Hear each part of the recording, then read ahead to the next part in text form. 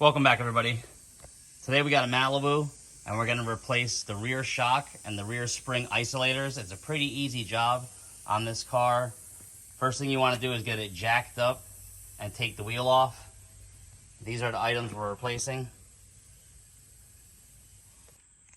Now that we got the wheel off, you can see the shock right here. All the oil in there, it is blown.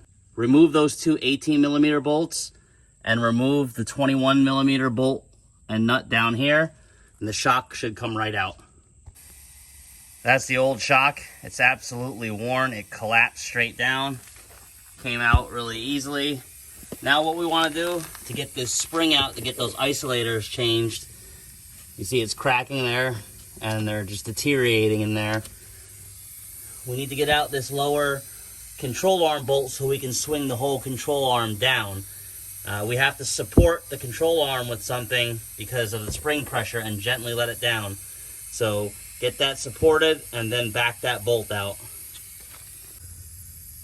All right, we got it supported. That was actually an 18mm bolt for that lower control arm, and we're gonna manipulate the jack up and down to find the sweet spot just to get that thing out without it, stripping or slamming or anything like that. All right, after some adjusting, we were able to pull the bolt out. Now we're just gonna slowly lower the jack to release the tension on the spring.